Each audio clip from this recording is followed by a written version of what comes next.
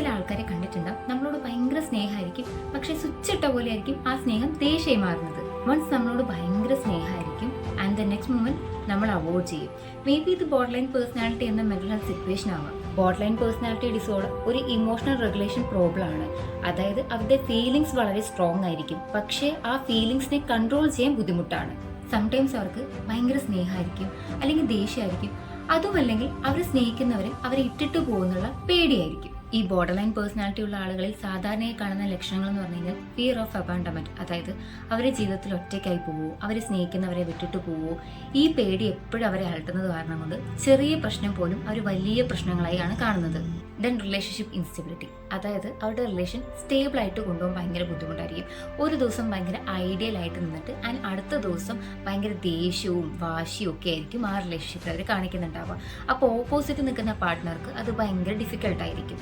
അതേപോലെ തന്നെ മൂഡ് സ്വിങ്സും, ഒരു ദിവസം വളരെയധികം സന്തോഷമായിട്ടായിരിക്കും നമുക്ക് ഇവരെ കാണാൻ പറ്റുന്നത്, അതിന് അടുത്ത ദിവസം ഭയങ്കര ദേഷ്യവും അല്ലെങ്കിൽ സങ്കടമായിട്ടായിരിക്കും ഇവരുടെ മൂഡ് ചേഞ്ച് ആവുന്നുണ്ടാവും. അതുപോലെ തന്നെ എംപ്റ്റി ലൈഫ് എക്സ്പീരിയൻസ് ചെയ്യുക, അതായത് ലൈഫിൽ പ്രത്യേകിച്ച് ഒന്നും തന്നെ ചെയ്യാനില്ല, അല്ലെങ്കിൽ ഒരു ഇൻട്രസ്റ്റും ഇല്ല, ഒരു ശൂന്യമായ അവസ്ഥയാണ്.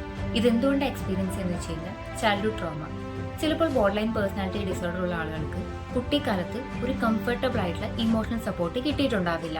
പാരൻസിന്റെ ഇടയിൽ സ്ഥിരം വഴക്ക്, അല്ലെങ്കിൽ ഇമോഷണൽ നെഗ്ലക്ട്സ്, അതായത് കുട്ടിയുടെ ഫീലിങ്സ് ആരും അണ്ടർസ്റ്റാൻഡ് ചെയ്യാതിരിക്കുമ്പോൾ, അതേപോലെ തന്നെ ചൈൽഡ്ഹുഡ് അബ്യൂസ്, നമുക്ക് പ്രീവിയസ് അത് പാസ്റ്റിൽ നമുക്ക് എന്തെങ്കിലും അബ്യൂസിങ് ഒക്കെ നടന്നിട്ടുണ്ടെങ്കിൽ ഇത് ഈ കുട്ടിയുടെ മനസ്സിനെ വല്ലാതെ എഫക്ട് ചെയ്യും. ഇത് കാരണം കൊണ്ട് ആ കുട്ടിക്ക് ആളുകൾ അവരെ വിട്ടിട്ട് പോകുമോ, അല്ലെങ്കിൽ അവർ സ്നേഹിക്കുന്നവർ അവരെ വിട്ടിട്ട് പോകുമോ എന്നുള്ള പേടി ഭയങ്കരമായിട്ട് കൂടുതലായിരിക്കും.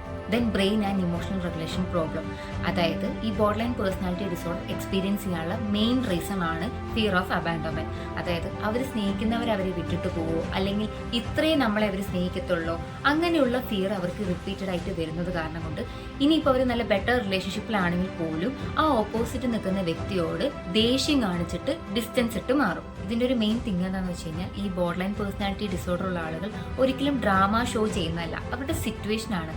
അതായത് അവരുടെ ഫീലിങ്സ് എന്ന് പറഞ്ഞു കഴിഞ്ഞാൽ വളരെ ഇൻറ്റൻസ് ആയതുകൊണ്ട് അവർക്കത് ഹാൻഡിൽ ചെയ്യാൻ ബുദ്ധിമുട്ടാണ്.